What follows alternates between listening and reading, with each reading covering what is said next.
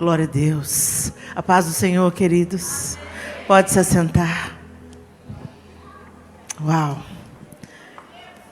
Deus é abundante. Fonte inesgotável.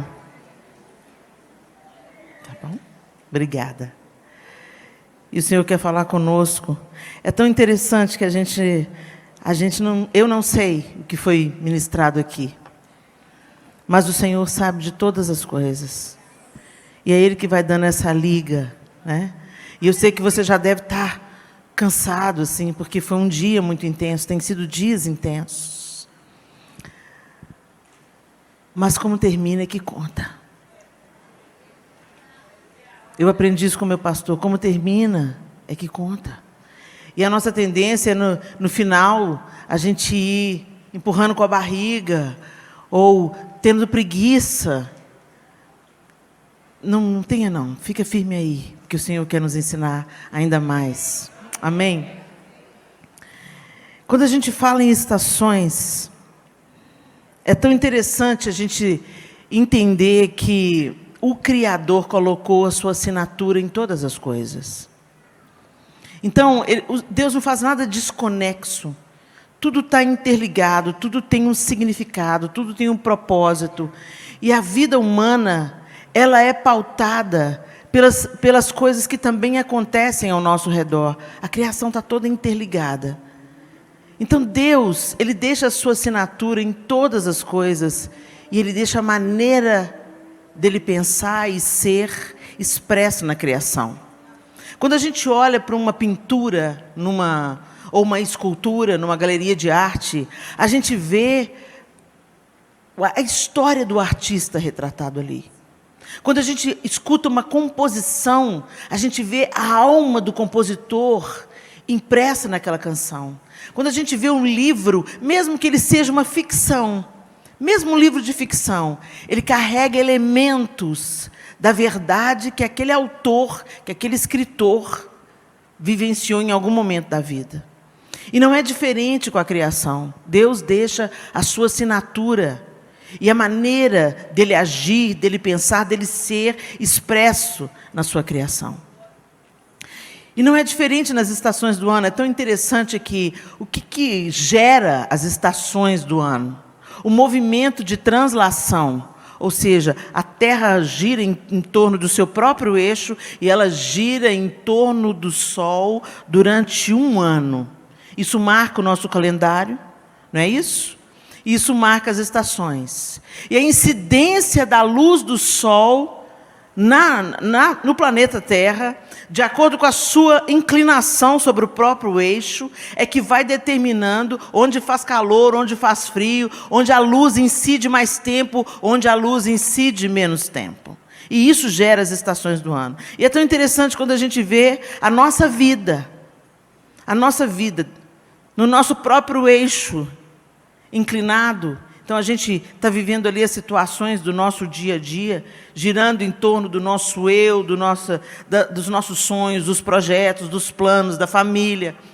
Mas ela também está girando em torno do sol da justiça, que é o Senhor. E aí a gente olha para as características dessas estações.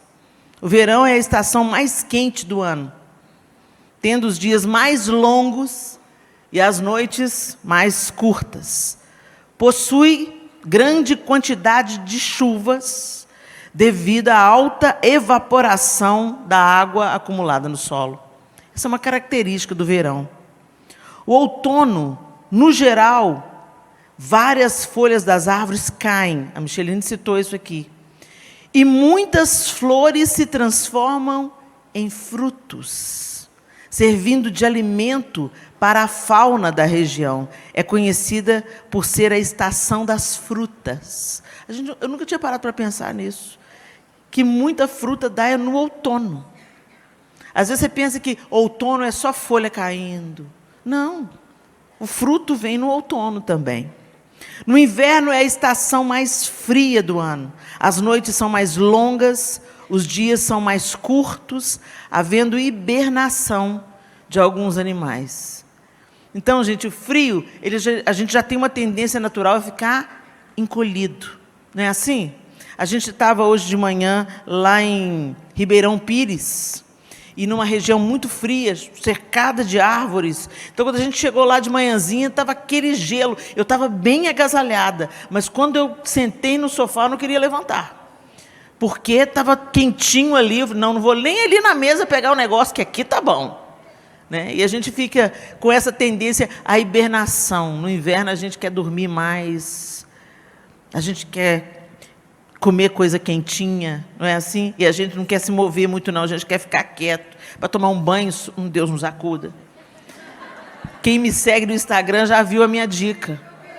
Né? Se você tomar o banho ali pelas 11h55 e sair do banho 00:05, você já tomou banho num dia e no outro. Pega a dica aí, tá? Na primavera, a primavera é conhecida como a estação das flores. Nessa estação, as temperaturas ficam mais amenas. Então, o frio não é rigoroso, o calor ainda não é rigoroso. Isso em via de regra, né, gente? Que é claro que a gente tem uns acidentes de percurso aí no meio, principalmente depois da interferência do homem na natureza. Muitas coisas anormais que a gente tem presenciado nas estações, nada mais é do que a intervenção do pecado na história, da queda, o que gera destruição, inclusive na natureza. Mas eu queria que você, pensando nessas estações bem claras, abrisse a sua Bíblia comigo em 2 Samuel, capítulo 11.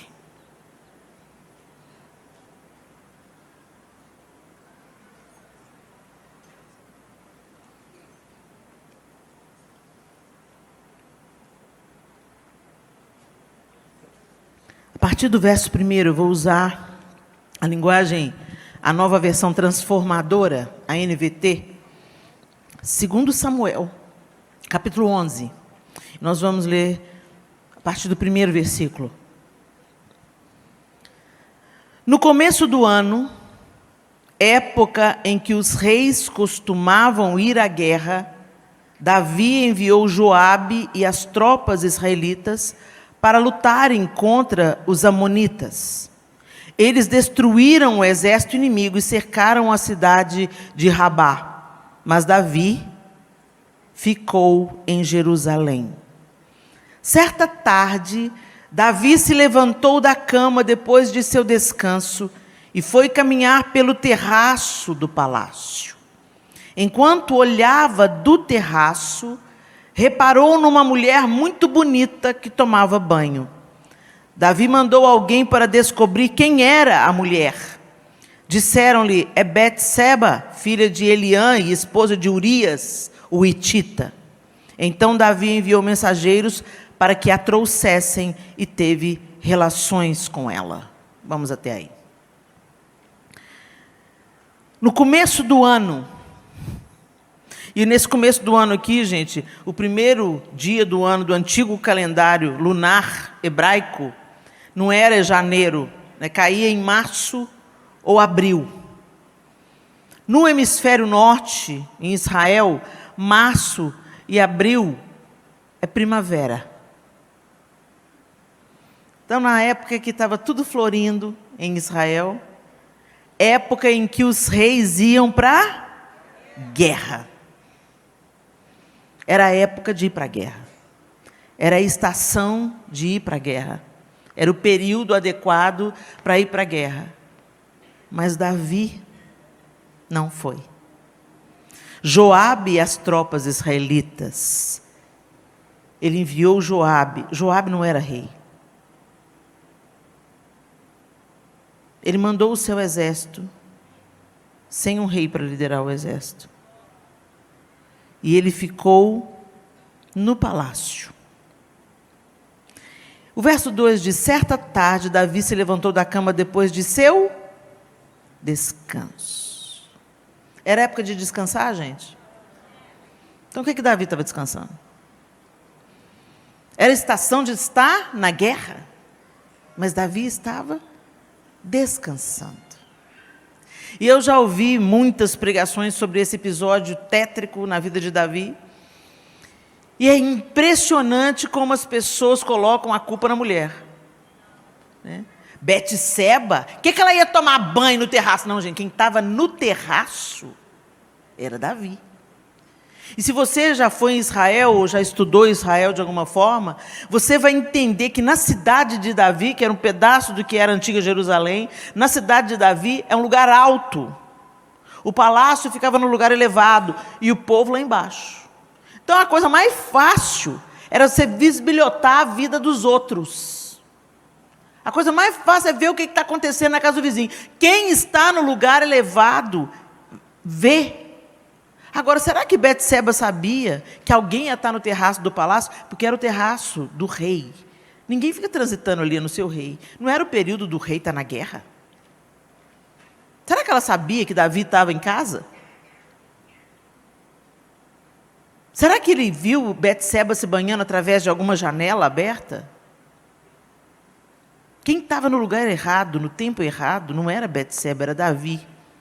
E a evidência disso, que Deus está protegendo Betseba, é que quando Natã vem confrontar Davi, o profeta compara Betseba a uma cordeirinha. Cordeiro tem escolha, gente? Betseba teve escolha? Ele era o rei. Mesmo que ele tivesse ensandecido pelo seu desejo, na hora que ele ficou sabendo que o marido, que ela era casada, e que o marido era um dos seus valentes, que estava na guerra que ele devia estar, ele devia ter recuado, mas ele não recuou. O problema é que nós queremos fugir da estação em que estamos vivendo. E todas as vezes que nós tentarmos fugir da estação que está sendo nos imposta, nós vamos pagar um preço altíssimo por isso. Não queime as etapas. Não fuja da guerra. Não evite o inverno. A gente, no tempo de hoje, a gente quer fazer qualquer negócio para evitar o sofrimento. A gente quer ser feliz.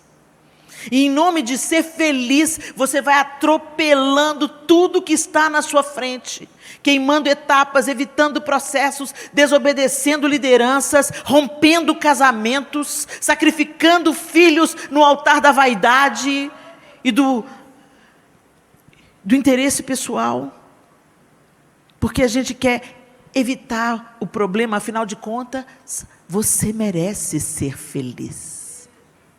Você merece, todo mundo merece também.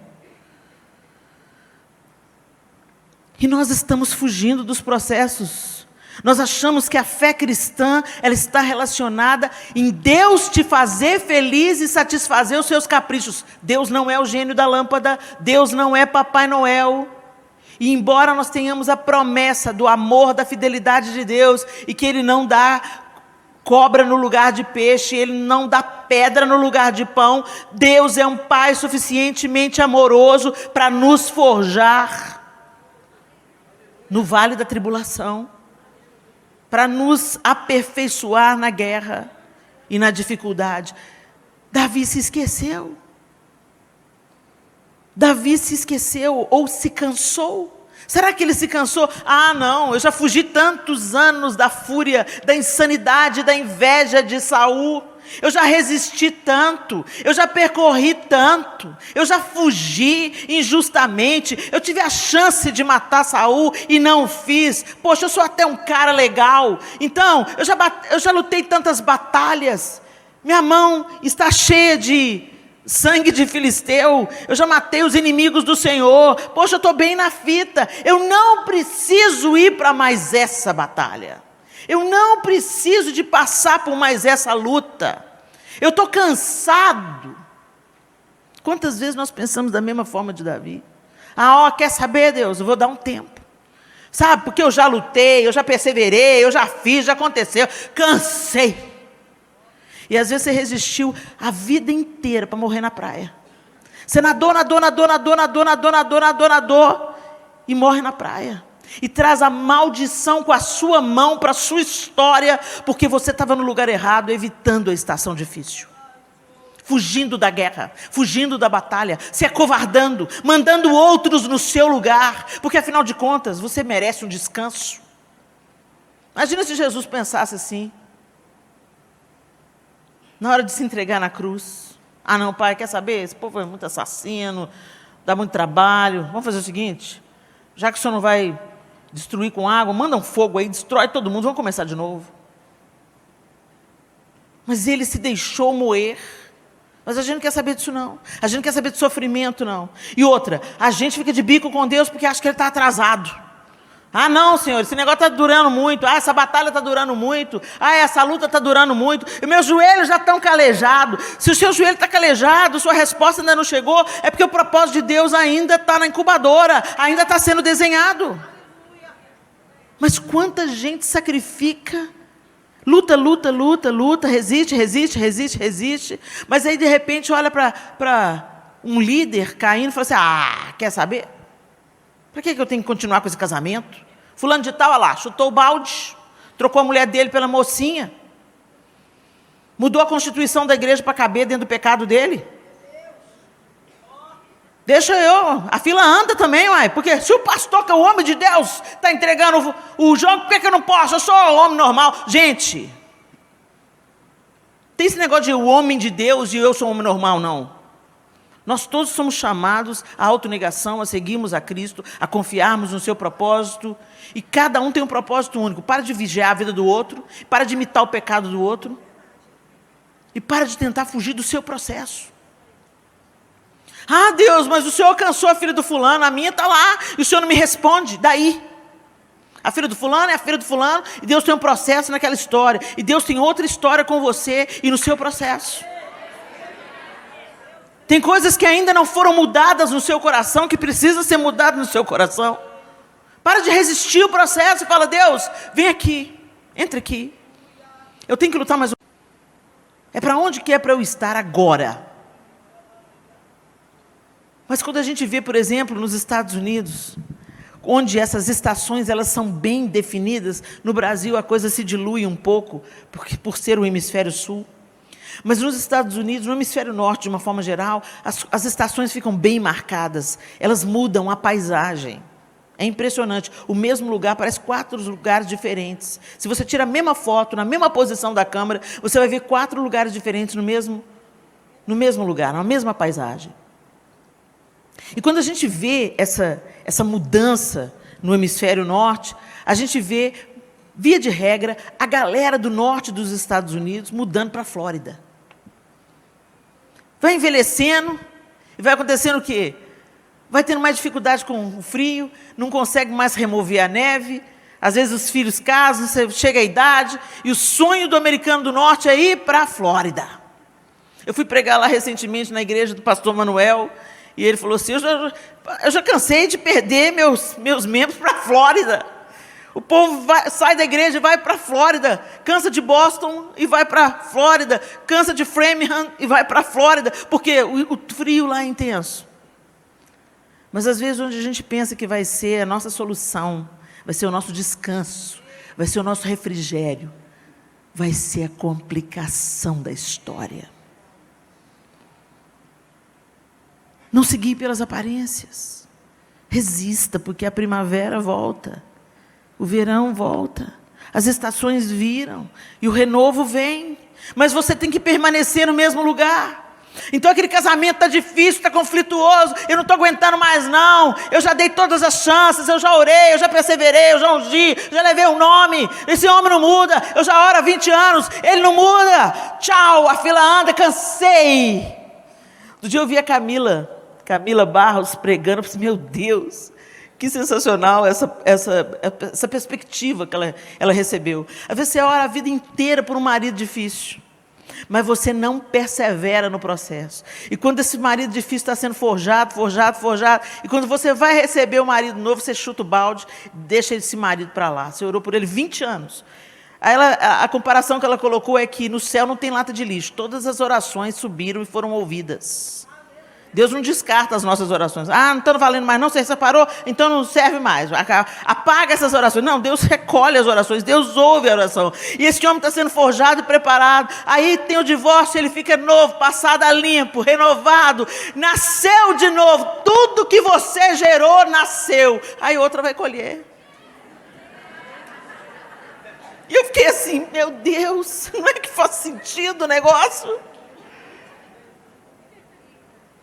E quando a gente olha aqui para a vida de Davi, gente, ele estava na época que ele devia pensar, uau, chegou o tempo do refrigério.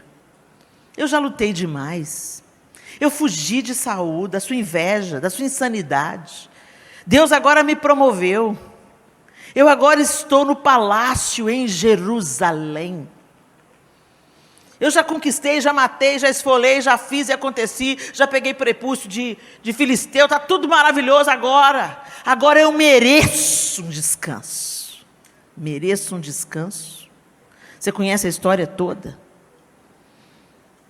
Porque ele não quis ir para a guerra. Ele desejou uma mulher do outro. Aí essa mulher foi tomada e essa mulher engravidou. Aí, para ele ocultar o próprio pecado, ele mata um dos seus valentes mais leais. E ele é impedido de construir o templo por causa do sangue de Urias. O outro sangue que estava na mão de Davi era a execução do juízo do Senhor. Mas o sangue de Urias era sangue inocente. E ele não perdeu só a oportunidade de construir um templo, não. A desgraça entrou na família de Davi. Natã profetizou, a espada nunca vai ser apartada da sua casa. Um irmão estupra a irmã, o outro irmão arma um jantar para matar. Gente, eu tenho cá para mim. Que Absalão não estava mirando só em Aminon, não. Porque ele insistiu tanto para o pai dele ir nesse jantar. Ele insistiu tanto, ele tinha ódio de Davi, porque Davi não tomou uma posição. Ele insistiu com Davi, vem jantar comigo. E o Davi não quis ir, então tá bom, então manda só os filhos. E ele tramou a morte do próprio irmão, para vingar a irmã estuprada. Gente, que sucessão de tragédias. Se deitou com as concubinas do pai, diante de todo Israel. Também o cumprimento da profecia de Natã. Natã entregou o jogo todo. Olha aqui, ó. Você fez isso, né? Você pegou a mulher do outro? Pois é, o próprio filho seu vai se deitar com as suas mulheres na frente de todo Israel. Tudo porque Davi quis fugir da estação. Davi não quis encarar o inverno. Davi achou que ele já era bom demais para passar por aquilo. Não, eu já tenho um ministério. Deus já tratou isso aí na minha vida. Eu não preciso de passar por isso, eu não preciso ser humilhado. Gente, se Deus nos coloca numa situação para a gente ser humilhado, você pode ter certeza que essa humilhação vai glorificar o nome dele. Aceita. Se o filho dele aceitou ser moído para que a gente tivesse vida, por que você acha que Deus vai poupar você? A gente tem que entender, gente, que o cristianismo é um caminho de autonegação. Quem quiser vir após mim, negue-se a si mesmo, tome a sua cruz e siga-me. E a gente pensa que a gente está perdendo, mas é aí que a gente está ganhando. Gente, é a contracultura do reino. O mundo fala que você tem que ser grande na terra. E o Senhor te convida a se humilhar para que Ele seja exaltado através da sua vida. Então, se tem uma guerra ainda para lutar, bora para a guerra. Se o Senhor não te liberou da guerra, bora para a guerra. Se o Senhor não mandou você mudar para a Flórida, bora permanecer no lugar do inverno, acreditando que a primavera volta. O casamento pode ser renovado.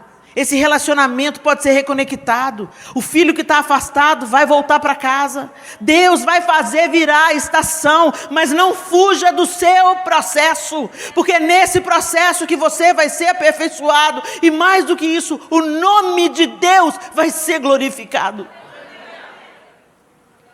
Então não é só sobre nós a vida, não é só sobre a nossa felicidade. É sobre Deus acender a luz em corações que estão escurecidos e frios e congelados pelos invernos que abatem a vida. E plantar a esperança de que a primavera vai voltar, a estação vai virar e que Deus não perdeu o controle, o sol continua brilhando mesmo no inverno. Mesmo se ele for oculto pelas nuvens, ele continua lá brilhando. E o Senhor continua sentado em um alto sublime trono. E Ele vai colocar cabo em todas as coisas e ordem em todas as coisas. Então, não fuja do seu processo. Algumas pessoas chegam para mim e falam assim: Helena, você me inspira porque você não desistiu. E eu penso, por que eu desistiria? Por que eu desistiria? Como que eu ia me apartar da minha única esperança de sobrevivência no meio do caos? Como que eu ia fugir do único que tem me sustentado dia após dia e da única esperança da minha filha? Como eu iria me apartar dele? Não desista. Não fuja do seu processo. Deixa Deus usar essa situação aí para te forjar e para se derramar na vida de outras pessoas. Tudo poderia ter sido diferente na vida de Davi se ele tivesse ido para a guerra. Ele estava evitando uma guerra e conseguiu uma muito maior para o resto dos seus dias. Então eu quero dizer para você, meu amado, minha amada, não fuja do inverno. Não fuja da estação difícil. Se vista da roupa certa.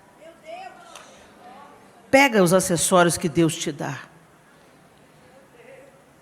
Se é para o calor, tem o ar-condicionado, tem o leque, tem o ventilador, bendito seja Deus. Se é para o frio, tem o agasalho, tem a meia, tem a touca. Se revista de Deus e permaneça. Perseverança. Falta perseverança. Permanecer no mesmo lugar até que a estação cumpra o seu propósito e venha nova estação. Em nome de Jesus, às vezes você pode ter chegado nesse congresso querendo fugir da sua guerra, querendo evitar a estação. Está olhando para o outro que está no verão e diz, não, eu quero ir lá para o lugar do fulano, eu quero ir lá viver a vida do fulano, eu quero mudar esse casamento, eu quero acabar com esse casamento, eu quero outro casamento. Gente, o problema só muda de lugar. Você está tendo problema no seu casamento, no outro também vai ter. E com problema, com uma pessoa nova, você nem conhece as manhas. Esse aí já está casado com ele há 20 anos, é mais fácil, você já conhece. Fica firme aí.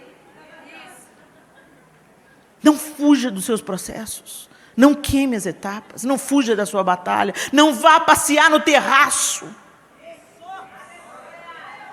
Saia do terraço.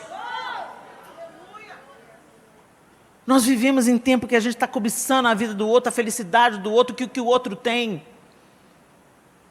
Seja satisfeito em Deus.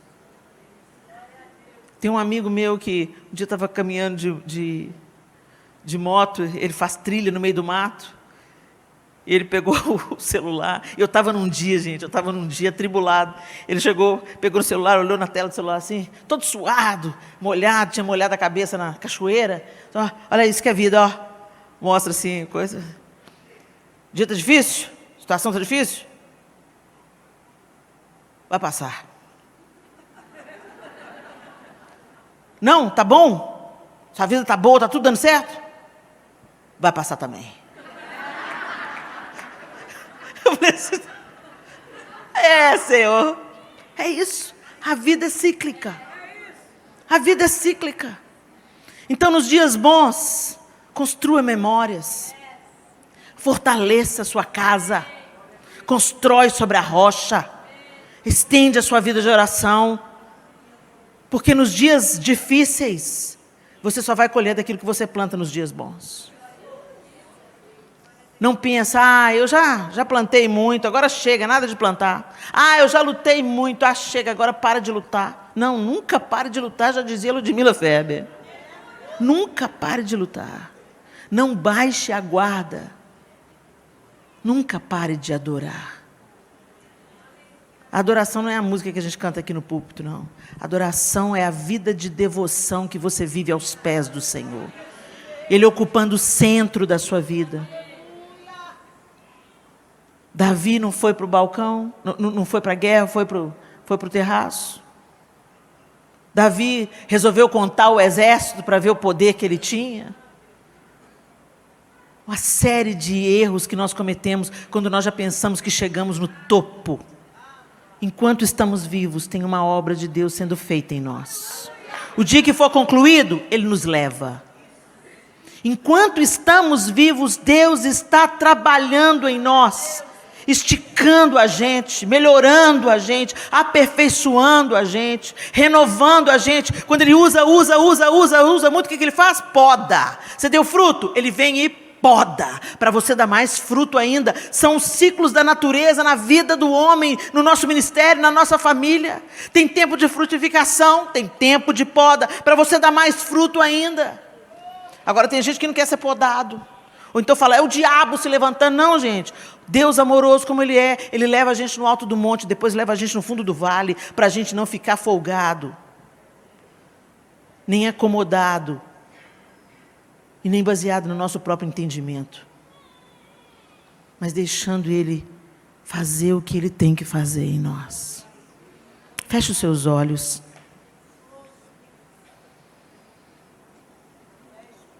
Eu não sei em que área da sua vida, em que estação que você está,